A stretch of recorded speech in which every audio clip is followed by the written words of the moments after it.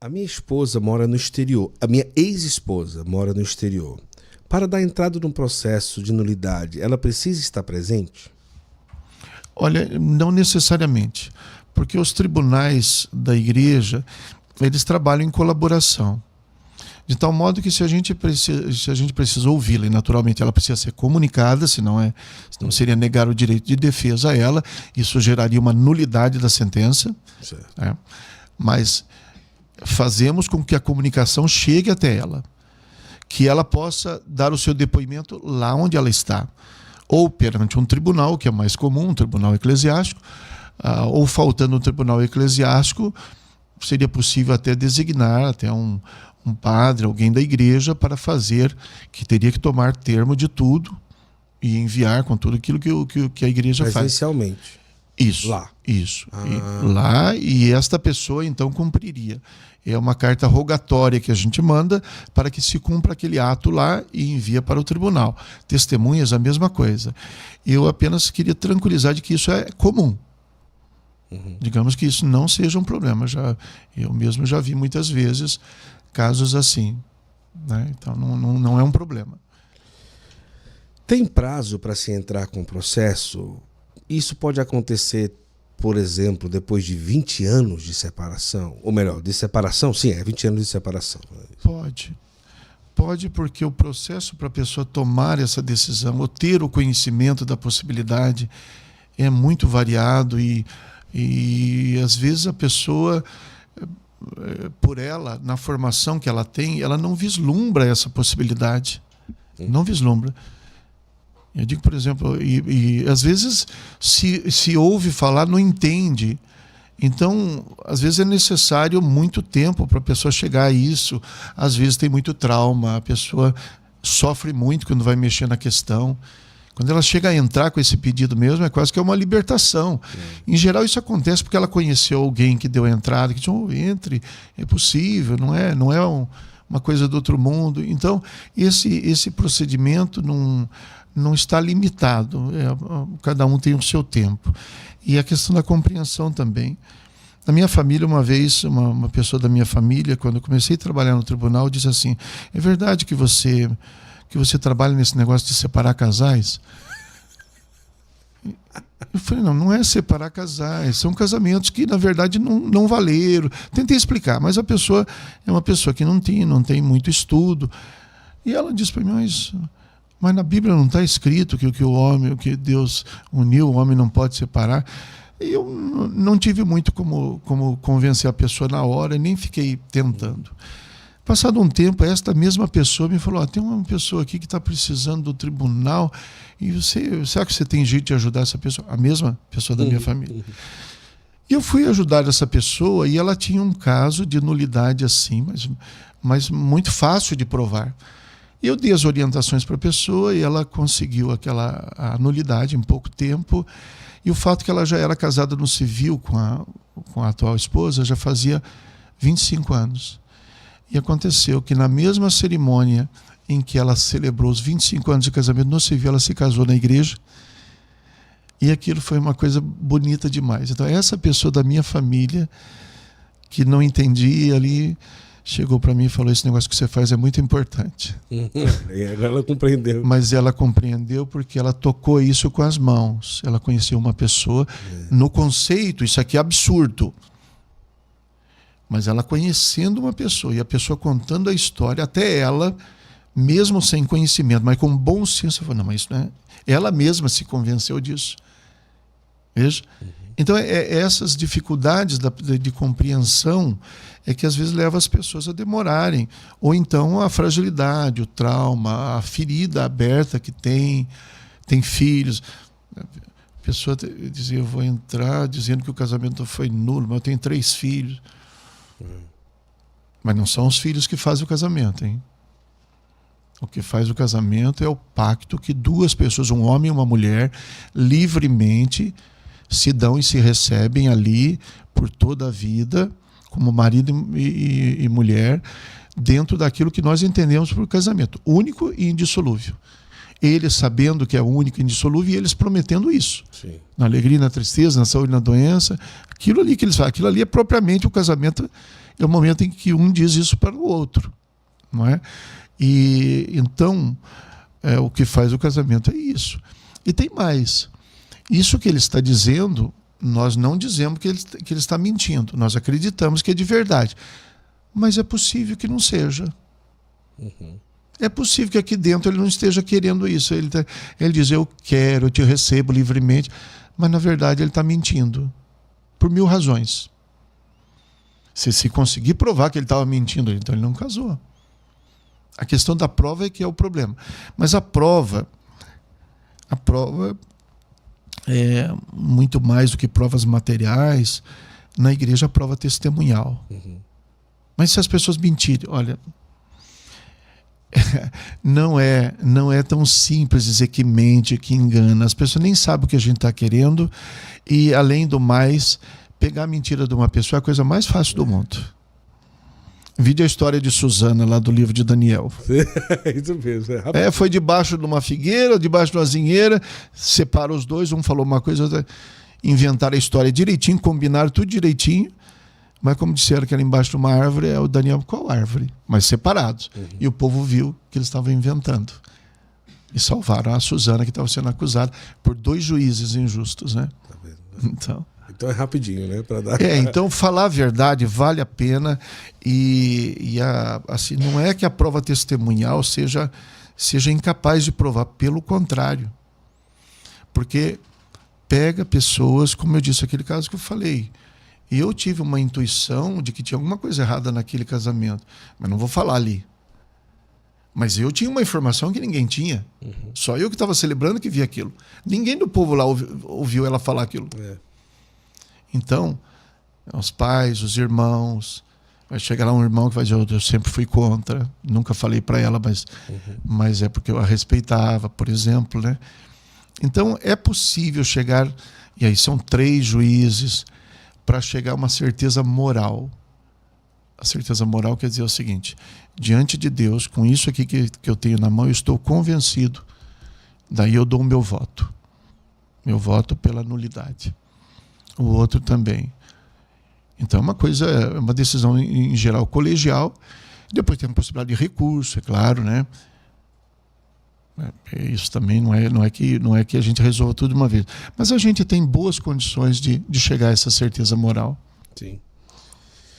Olha, nossa, que podcast, hein? Maravilhoso. Mais de 700 pessoas conosco aqui ao vivo. O casamento é o Padre Jesus Hortal. Os dois livros são. Mas o que eu recomendo mais assim diretamente para quem quer saber sobre o seu caso, quem quiser saber sobre o matrimônio canônico e tal, mais profundamente, o que Deus uniu. Jesus Hortal, um jesuíta de São Loyola. Mas esse para os casais é casamentos que nunca deveriam ter existido. Posso casamentos mostrar aqui? Que nunca deveriam ter existido. Sim. Esse aí... É bem prático esse livro e é gostoso de ler. Você pega e lê de uma vez só. Sim. Vamos lá. Deixa eu ver... Meu marido foi casado, e aqui é um assunto que também culturalmente, se a gente pegar dos últimos 15 anos, era muito comum acontecer isso daqui, tá? Ainda hoje, mas ainda mais antigamente, né? Nos últimos 15 anos, que diz o seguinte, meu marido foi casado, mas ele disse que casou porque a mulher estava grávida, a namorada, no caso, estava grávida, mas ele não a amava, né? Inclusive bebeu antes de ir para a igreja e tal. Meio que casou forçado pela gravidez da namorada, da noiva e tudo. Nesse caso, Dom, o que a gente pode falar? A gente pode falar que isso é um grande indício de que houve alguma falta de consentimento verdadeiro. Consentimento quer dizer a decisão de casar, né? Eu te recebo, o ato de se casar. Porque é uma causa totalmente estranha o que leva as pessoas ao casamento. A pessoa não se casa apenas porque há uma gravidez. O casamento é um projeto, e é um projeto que tem outras coisas prévias e talvez eu digo mais importantes para levar uma pessoa ao casamento. Então, a liberdade da pessoa fica comprometida quando há uma pressão, porque... E a gente tem casos, ainda hoje acontecem. A gente tem casos assim, onde é muito claro que a única razão daquele casamento foi a pressão, ou a pressão exercida socialmente pelos outros, ou a pressão que a própria pessoa se impôs muitas vezes dentro da condição dela. Por exemplo, já houve casos em que a pessoa se casou e até escondeu que havia uma gravidez porque morria de vergonha da avó que eu tinha por um cristão, por uma pessoa de bem, e aquilo ali, uma vergonha tão grande para ele que ele nem considerou a possibilidade de dizer não, eu não ia casar, não vou casar. Nem considerou isso. E ele mesmo se impôs aquilo por um medo reverencial, né, de fazer o outro sofrer e tudo mais. E são coisas assim que tem uma raiz até positiva, né? Um respeito, assim. Então, a causa da gravidez é um indício forte. Não é causa de nulidade, porque há muitos casos em que as pessoas estavam indo para o casamento, estava tudo planejado, era o que eles queriam, namoraram, noivaram, tudo ia para isso, mas eles se relacionaram e antes do casamento aconteceu a gravidez. A gravidez não foi a causa do casamento, não é? Inclusive, uma vez eu tive que explicar isso para uma senhora cuja o matrimônio tinha sido declarado nulo e ela não aceitava. O marido tinha entrado no tribunal e ela não aceitava. Muito católica, ela vinha e dizia: como isso? Eu casei de verdade, eu estava grávida, mas eu casei de verdade. Eu assumi de verdade. E aí Deus me deu uma luz que eu falei para ela assim: tá, e ele? Se não houvesse gravidez, não fosse essa situação, ele ia casar nesse mesmo tempo desse... Não, eu acho que não. Então quer dizer que você casou de verdade e ele não. E não tem jeito de um casar pelos dois. Que ela fez tudo certo, realmente, uma pessoa madura na fé. Nenhuma dúvida disso. Mas da parte dele, realmente, não fosse a gravidez, ele não se casaria. E tanto que depois fez tanta coisa errada depois do casamento também. Que... Aí ela entendeu dessa maneira. Então, é um indício importante. Em geral, traz coisas que acabam revelando um sinal de nulidade, sim. Não é a causa direta, mas é um grande indício. Outra pergunta, isso aqui é curioso. Meu esposo errou o juramento porque o celebrante falou errado na hora e ele repetiu. Isso invalidaria o sacramento? E ele repetiu o celebrante falando errado? Não, porque aquela fórmula litúrgica, ela é uma maneira de externar o consentimento. O consentimento é um ato interno da vontade. Certo? É claro que nós entendemos, nós aceitamos que a pessoa deu esse ato interno quando ela é externa. Então, liturgicamente, nós temos uma fórmula muito bonita. Mas suponha que o celebrante é uma possibilidade que, em vez de ele dizer, diga lá para ela, eu te recebo, em vez de ele dizer isso, ele perguntasse: você recebe essa mulher por sua esposa, promete ser fiel? Ele disse: é sim, esse sim.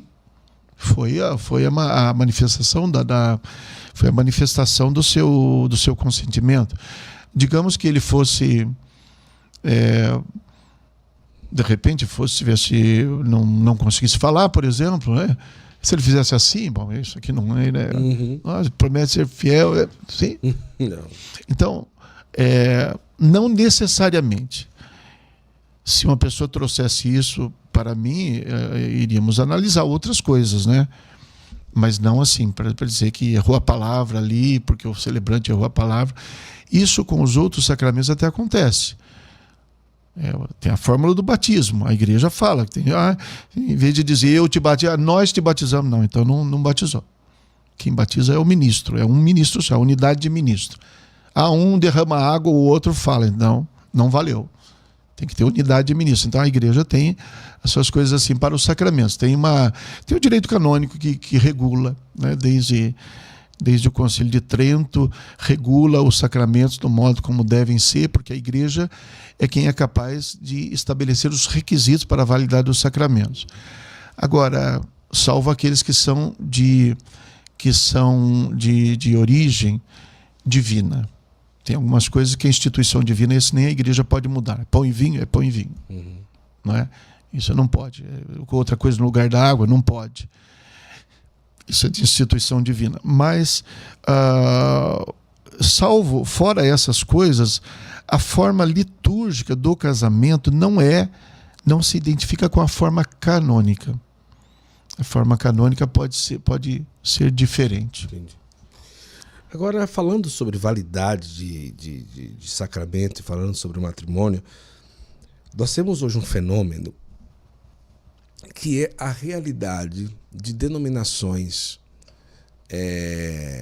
não romanas que praticam muitas, que celebram muitos casamentos, como católica anglicana, católica brasileira, ou outra denominação, que casa no buffet, que casa na beira do mar, que casa não sei aonde, e tem essas coisas todas, e que se veste como padre, ou como uma veste clerical ali, e assiste ou preside aquela celebração, aquele casamento.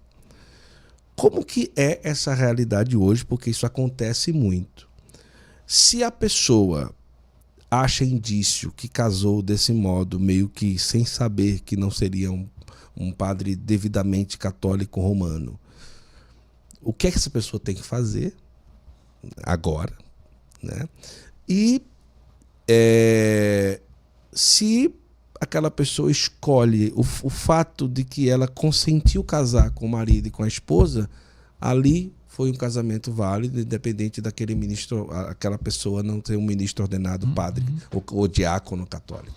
Tudo depende se a pessoa ou as pessoas em questão eram obrigadas a se casar pela forma canônica ou não.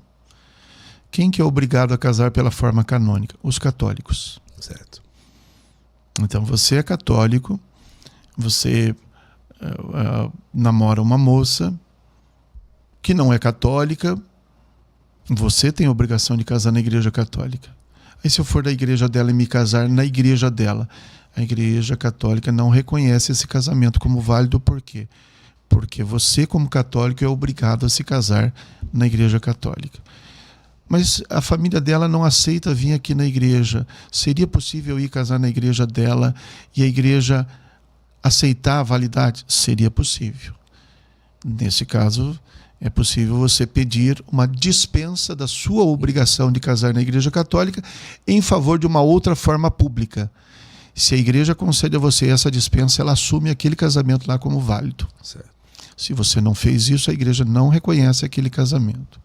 Outra situação, vocês são dois católicos, e aí, porque alguém ofereceu de você fazer o casamento no lugar da festa, veio um padre não sei da onde fazer, mesmo que seja padre de verdade, mas ele veio fazer o casamento aqui, ele não tem faculdade nem delegação para fazer casamento aqui.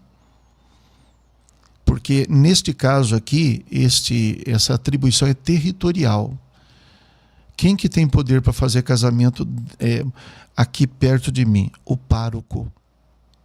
O pároco é quem tem o poder de fazer o casamento aqui. E se for na chácara, aqui dentro do território da paróquia? Olha, às vezes os bispos proíbem de fazer esse casamento na chácara. Às vezes proíbem. E por boas razões, canônicas inclusive. Digamos que esse pároco aqui desobedeceu o bispo e foi fazer o casamento nesta chácara. Mas essa chácara está dentro do território dele, ele tem poder de fazer o casamento validamente. Foi ilícito, ele desobedeceu, não devia ter feito, mas foi válido. Só que normalmente não é isso que acontece. Normalmente tratam nesses lugares e vem um padre de fora que às vezes não está muito preocupado com norma canônica. E às vezes nem é padre católico. E às vezes nem é padre católico. Se as pessoas que estão se casando assim são católicos e não pediram dispensa, casamento nulo. Uau. E o tribunal recebe, faz pouco tempo tivemos 2 casos casos de padre católico. Nesse caso eu pedi para informar o bispo dele, que ele andou fazendo casamentos fora da paróquia dele, fora da diocese dele, sem delegação do pároco, sem delegação de ninguém, em lugar que a diocese não permite, e esses casamentos são nulos. Só para ter uma ideia de como isso é sério, na Espanha, há muito tempo atrás, o núncio apostólico em Madrid fez casamentos na sede da nunciatura, sem a delegação do arcebispo, porque ele não é bispo ali, ele é núncio. Dentro da nunciatura, ele não é obrigado a obedecer o bispo daquela região, mas ele não pode exercer funções paroquiais ali dentro. E esses casamentos que foram feitos ali, no núncio apostólico em Madrid, Gaetano Chicognani se chamava, foram declarados nulos. Foi o núncio apostólico que fez. Porque a questão do casamento, da faculdade ou delegação é territorial. Mas eu sou bispo aqui e eu vou lá em Salvador e eu sou bispo, eu chego lá e quero fazer o casamento. Eu tenho que ter a delegação do pároco de lá. Ou do bispo ou do pároco de lá. Do pároco daquela paróquia. Senão é casamento nulo. Então, em caso de chácara, beira de praia, essas coisas, existe possibilidade da diocese permitir ou não? Ou muito raro? Se o bispo permitir, mas independentemente disso, se quem faz ali tem a faculdade dentro do território, eu não vou poder dizer que o casamento não foi nulo. Que o casamento foi nulo. Se foi o pároco do território. Se foi o pároco. Ou se foi alguém para quem ele deu delegação. Ele fez errado. Mas tinha delegação para fazer. Tinha, certo?